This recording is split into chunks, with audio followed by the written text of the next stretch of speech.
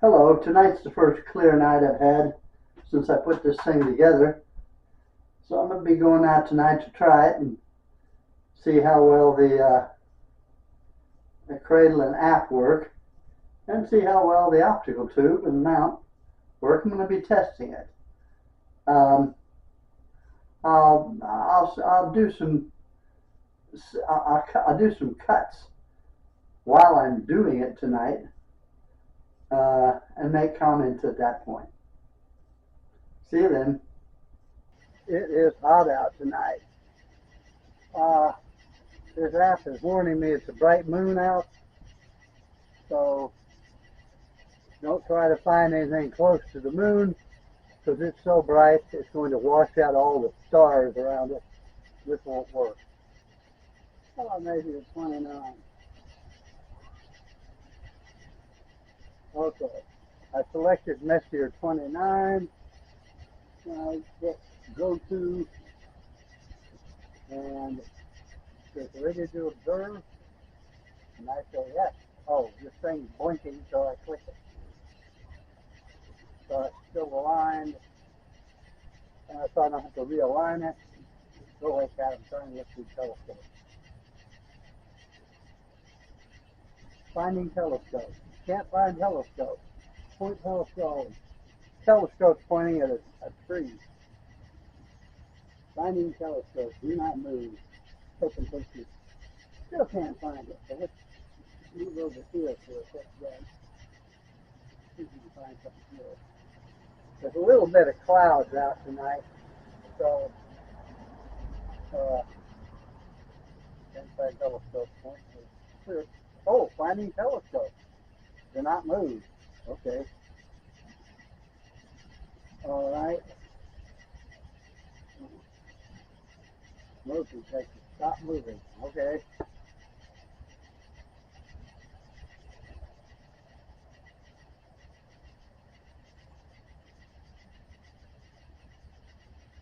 Okay. Found it.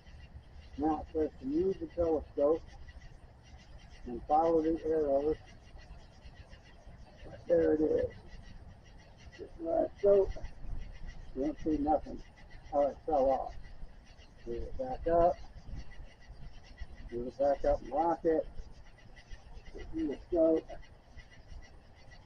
There we are. Getting focused. Okay. Yeah, it's 29. Open star cluster. Alright. Dumbbell nebula. Okay. Got a picture of the dumbbell nebula. Go to dumbbell nebula. Take a photograph. Take more photographs. Auto adjusting for better performance.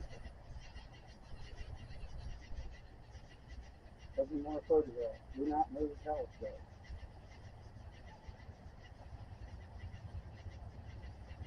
Okay.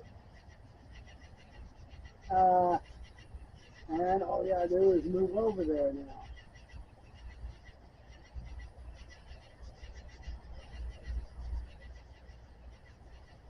Follow the arrows.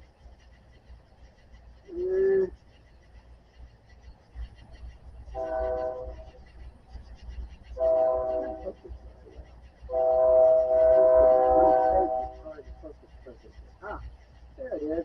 10:27. Alright, let's try something else. 81. Let's do it. 81. Close the galaxy.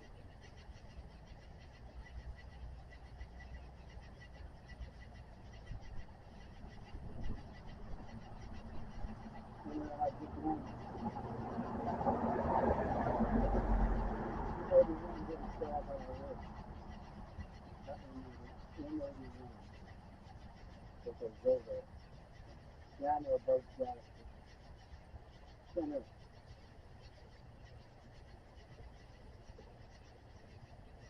Did you observe? Yeah, I'm going to observe. Go around.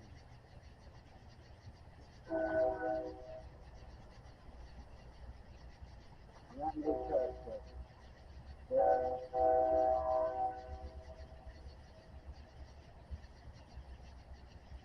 okay. Over the up.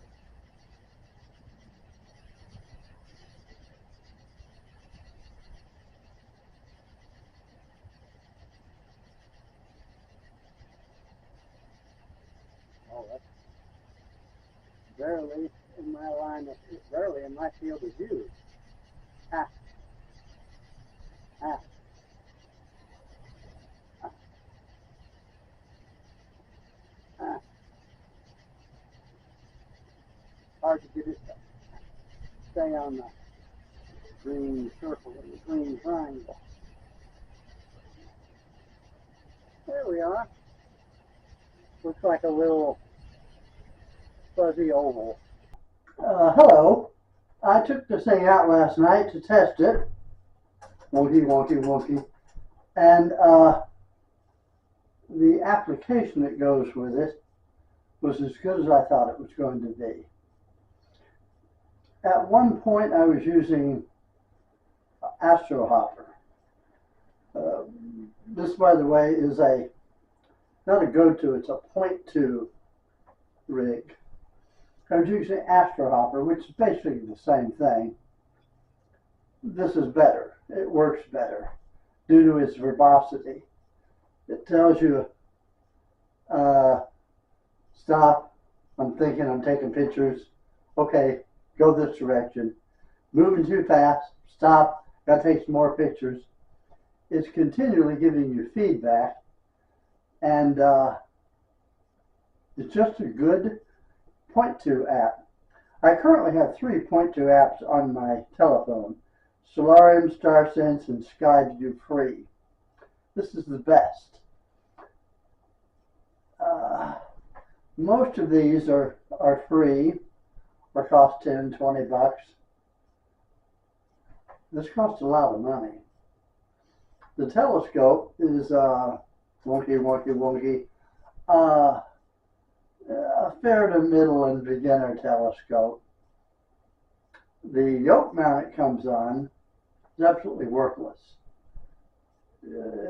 Don't buy this. It's absolutely worthless because of the mount, unless you have a Dobsonian telescope, 6, 8, 10, 12 inch, and you live in a white zone, or you just got your telescope yesterday, it's the first thing you've ever owned, in which case you don't know the sky and you don't know where anything is at. Then you'll need a 0.2 application that operates off your telephone. This is the best of them, this Cradle and Starsense app. So if you're in that position, take the back of the telescope off. There's some screws here. Reach your arm in, hold on to the bolts, and take the hold on to the nuts and take the bolts out. By the way, this just lifts off. Loosen this. Well, it's the reverse of when you put it on. Take this off and mount it on your Dob.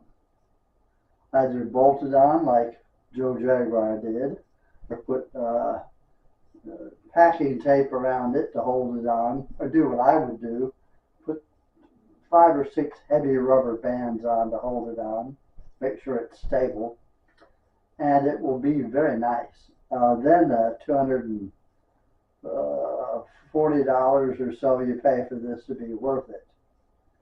Don't do that unless you have a lot of money. Folks who do, well, most folks who start off with $700, $800 Dobsonians have enough they can waste another couple hundred in order to get the app. So if you have a big telescope and you're a beginner and have no idea where anything is at, and you have money to spend, buy this. It's the cheapest in the line. Buy this, take the cradle off, take the scope and tripod, throw them in the trash, and use this. Yeah. I did take this out last night. One thing I found is I was wondering if you had to realign the Starsense every time you used it. No, you don't. What you have to do is put the app in, put your telephone in here, start the app, align it, and take your telephone out, and it'll stay aligned unless you mess with it and unalign it. It's kind of sensitive. The right and left, they're not real solid. They're not meant to be. But if you mess with it and get it out of alignment, then you have to realign it.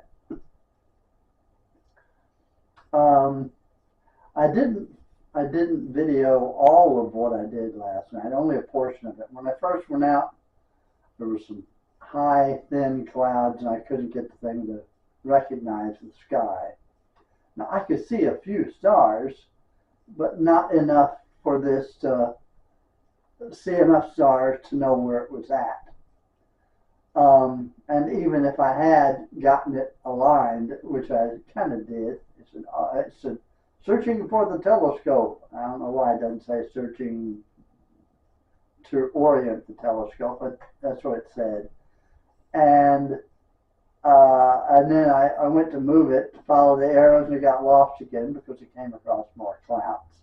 So only use this on a clear night. Bigger your aperture, the better you'll do as far as bad sky. It's kind of small. Worst thing about this that I found, tells you where to go, and you move over there, and as you get closer, oh, two things. One, if you move too quickly, it doesn't have time to take pictures. It'll make you stop. So it's better if you know where the stuff is to start as close as you can to it.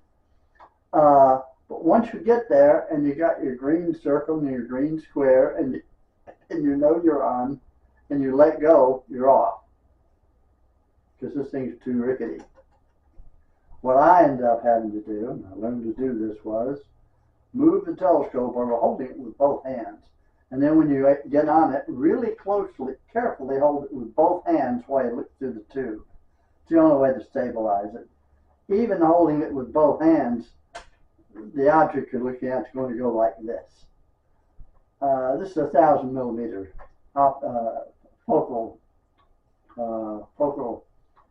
length. If you had more like a 400 millimeter focal length, it would do like this instead of like this. Yeah. But I was able to find things with it.